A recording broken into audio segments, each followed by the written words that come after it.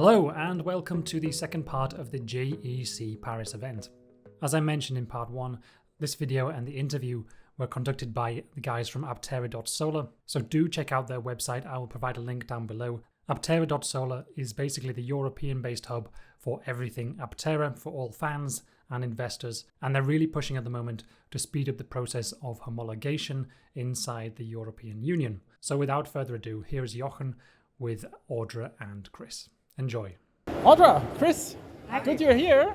Good Happy to meet to you be here here. at JEC in Paris. Excited to stand in front of the Binc, basically. And we'll have some questions, obviously. Yes, excited. Cool. So how has it been so far on this trade fair? We are having the last day. I guess it was a little bit busy. Oh yeah, we met a lot of different reservation holders, accelerators, and lots of new people that don't know about Aptera that are in the industry and want to work with us to some extent. So it's been extremely exciting. A lot of people say it's the most exciting thing that they've seen, and there are a lot of innovative people and companies and products here. So it feels good to stand out. Not something that's new to us, but really, really great for Aptera. Yeah, it's cool to stand out with just the Binc, because we're used to like being, you see the Gamma vehicle and oh my God, like this is incredible, but we don't even have any of the solar panels on this, but people are still equally blown away by the, production aspect of it, the detail. Also, it's one of the biggest, CFSMC parts ever made, so people are blown away by that too. Nice. So what was the most asked question? What were people interested basically in? There was a lot of question about what type of composite material this was, considering we are at this event, but it was also kind of the shape and what does this make up, and what are we doing with this vehicle because it is so different and unique. So kind of explaining to them the solar aspect of it. We have a video running at the front, and they were asking, when will they become available, and where are we located? I think with the accent you can tell we're not from here, but I like it. That's a good answer. All good. So let's talk a little bit about the progress, where we are, what's going on. So what's the status on the PI builds basically? Sure, yeah. So Audra and I are going to be visiting CPC group on Monday and Tuesday next week. So we're really excited to look at the progress firsthand. But a number of CPC employees have been by the booth and kind of filling me in on things going on, which is exciting.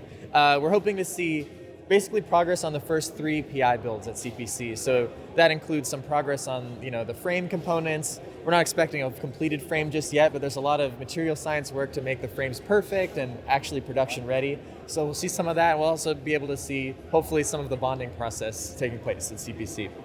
So that's where we are. Once that's done, eventually those will make their way to California, and we'll be finishing the PI builds, starting with 1, expanding from there. All the way to 16, I guess. all the way. Right, that's exciting news actually that you're traveling there. We are looking forward to some updates from Italy. Absolutely. Definitely. Let's see if we can get some first here on this channel. Yeah. Okay, so people were asking about the UK and Australia. I heard in Australia there's a lot of sun. You might have a different situation, like too much sun and your battery is full and stuff like that. But we also know that's right-hand drive. What are your plans regarding right-hand drive versions? Because if I look at it right here, it seems like pretty symmetric. Not exactly symmetric, but almost, right? Yeah, so right-hand drive version will come after the even homologated EU version for not the UK, not Australia countries. Right, yeah. So that will probably come in 2027 or so. Yeah. There isn't too much of a difference in the suspension or design, so we don't expect it to take too long. It is just having to put in the work and design, test, and validate everything for right-hand drive. But we have a ton of orders in Australia and in the UK and a whole lot of enthusiasm. So it's a key market for us to get out there. I mean, it's cool because any market where there's too much sun means like you can, run your HVAC or whatever. Like you have, not only do you get full solar every day, but also you have so much excess that like your car can always be preconditioned. You're always ready to go. So, even in extremely hot climates like the UAE or things like that, they might not even care about the solar range, they just want their cabin preconditions. So there's a lot of cool benefits. Right. So a question that I even didn't write down here is like, that there is a vehicle to grid or vehicle to home possibility. How are your thoughts about this? Is Aptera planning to implement that somewhere down the road? Yeah. It's a phase 2, so there's a lot of things that are phase 2. One of those is like the third row child seat for the 250-mile range. There's a lot of things that we have in the plans for the future. That's definitely one of the highest priority ones, because I think a lot of people would love to plug in a 40-something kilowatt hour pack to their house or power more things. So that's definitely top of mind for us for the future after we launch. That sounds exciting. Now, looking at the Aptera at the Binc, that's a pretty lightweight thing. We were not able to lift it probably after the show closes. Let's see. But given the weight of the Aptera, let's say we take out the battery packs. Could you give us a rough indication what the weight of the Aptera without the battery packs would be? Yeah, and I know the pounds off the top of my head, but maybe you guys can convert it on screen for me. But vehicle weighs roughly 2,000 pounds, the whole vehicle, everything put together. The battery's roughly 560 pounds, so it's a little more than a fourth of the total weight. But then there's a lot of suspension components, the frame, so there's a lot of other things that add weight to the vehicle. But the battery's relatively low. It's still pretty heavy, but... Right. Yeah. So when you talk about 500 pounds, I guess it's the pack with the 40 kilowatt? Yes. Yep. Right, and obviously the 25 will be lighter because there's less cells in, and the other cells are bigger, so a little bit more weight. But gives us a good indication. Thanks for that. Let's talk about Open Pilot. We're excited. Yeah, but people here in Europe obviously are thinking about how useful is it here. So is Open Pilot also available here? How good is the quality of the maps and the driving guidelines and stuff like that? Yeah. So I know a lot about Open Pilot. Surprise. Open Pilot's used all over the world, really. The amazing thing about it is everyone can upload data if they choose to back to Comma, and they will train a new driving model. And the driving model is a worldwide driving model, basically. So it works in all different aspects of the world, and it can determine, based on the image, it kind of understands where it is. So it's just like how a human can drive, in Europe or the US, they can adapt. The model does the same thing. So a lot of people drive with Open Pilot in the EU, and it understands all the lane lines worldwide, which is really exciting. So in terms of maps and kind of like the end-to-end navigation aspect, I think that stuff is going to come a little later. That Comma's focused on US first with terms of turn-by-turn direction, things like that. But the best part of Open Pilot is just going on the highway and pressing a button and relaxing, and that'll work everywhere in the world. So. That sounds great. Looking forward to it, definitely. Now, people here in Europe are quite outdoorsy, to say. So they're excited about the camping options here. And there are a few questions also regarding security there. So will we be able to sleep in the back, basically in the trunk, with the trunk lid closed? And can we open that from the inside, kinda? Yeah. Yes and yes. Yeah, so when you're inside with the rear hatch closed, you'll want to be facing headfirst towards the seats, and you've got plenty of room there.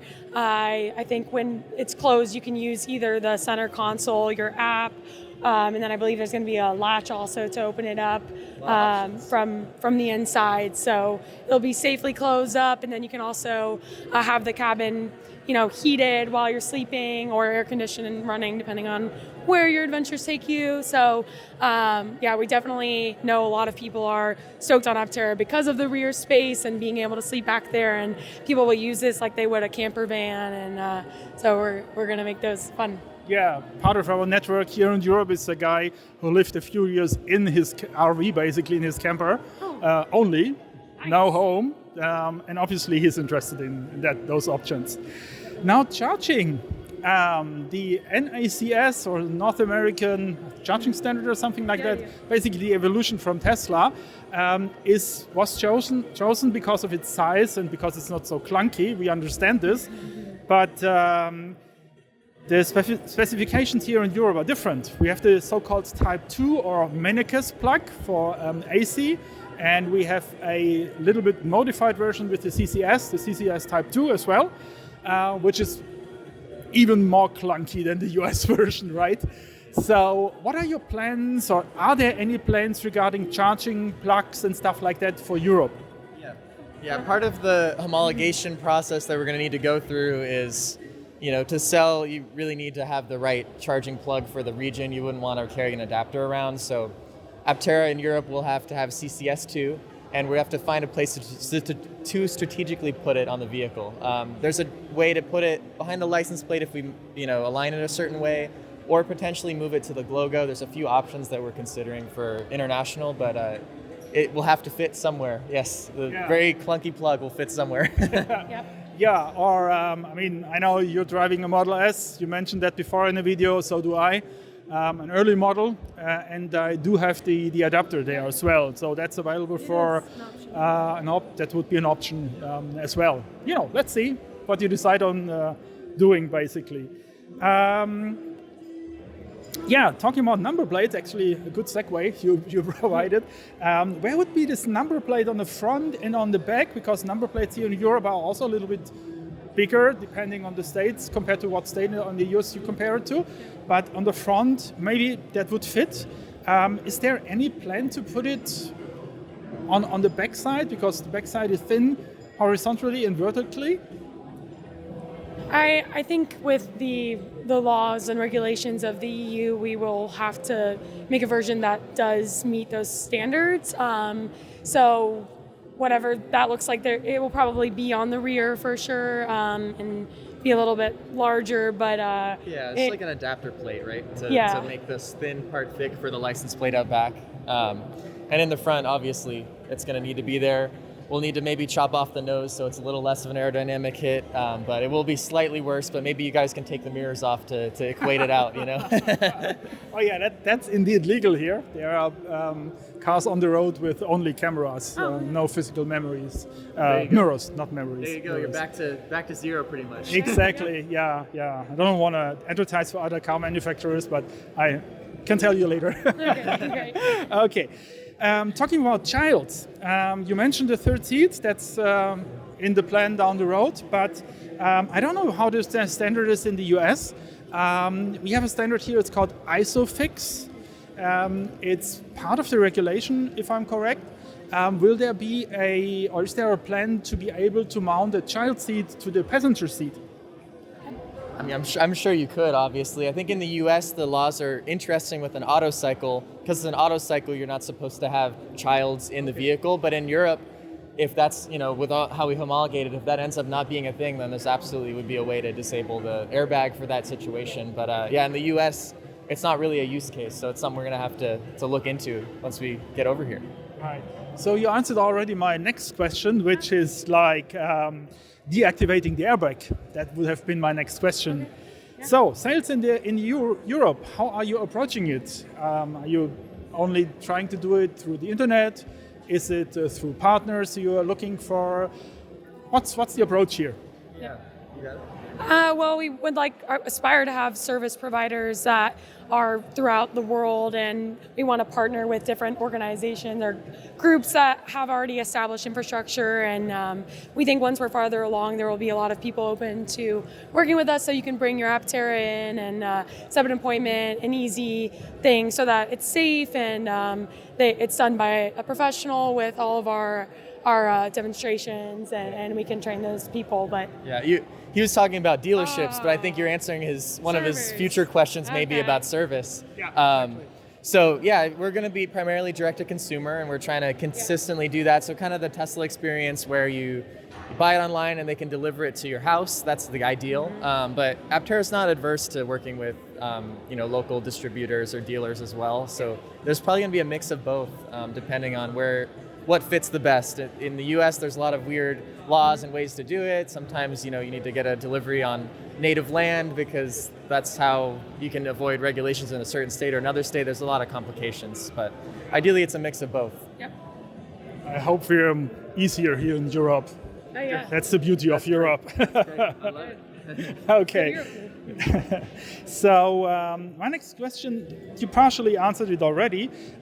So you're not going for an approach, one Aptera fits the whole world and homologation has to adopt, but you are willing to adapt the Aptera to some extent, watching the financials obviously to the specific markets. You're tailoring it, right? Exactly. Yeah, we think once we're a year or so into deliveries in the United States and we start showing everyone globally like, hey, Aptera is here to stay, we'll be able to copy paste our final assembly facility, have that design, a homologated design ready, and actually hopefully go from CPC group to that final assembly facility set up with the automated guided vehicles, and just so that we can keep it a sustainable delivery practice and continue working with people internationally without having to have such of a bridge gap between the two.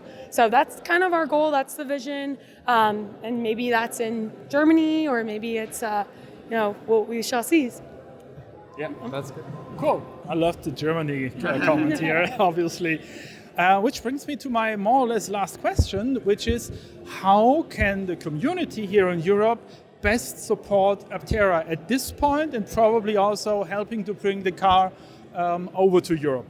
Yeah, sure. I mean, we're still actively trying to spread the word about the Aptera. That's the biggest thing. So many people in this show, I'd say almost nobody knew what Aptera was, and this was their first introduction to it. So I can't even imagine what that's like all around the world.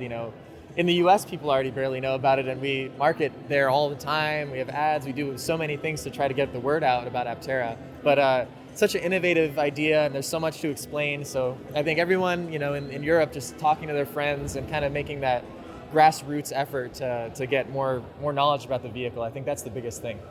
I think also when it comes to the accelerator program, I talked to someone from the Czech Republic, someone from the Netherlands, and the big question is, elephant in the room, how I pick up my vehicle, how do I get it to my country?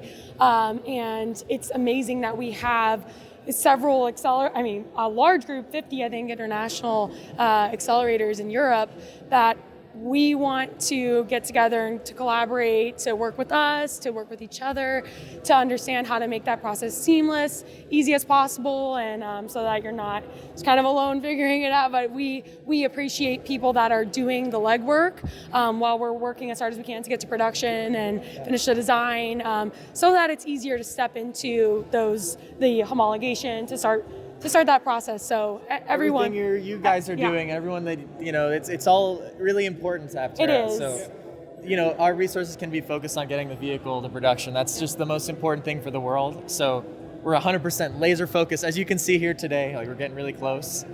Really exciting progress. But yeah, any help for the future, we'll reach out and really be a community effort to get this thing around the world. Yeah, staying in tight communications with us too along the way. So. Thank you. Oh, we happily will, definitely. We are Aptera.Solar. We are building up the European network here, and everybody's invited to join us. We're in direct touch, and we keep in touch and see how we can accelerate getting Aptera to Europe. So, thank you so much, Audra. Thank you. So that's it for this video, guys. I hope you enjoyed it. Don't forget to hit those like and subscribe buttons, and do please show some love to the guys from Aptera.Solar. They did an outstanding job securing these last-minute interviews with the guys from Aptera. Okay, guys, that's it. I'll see you next time.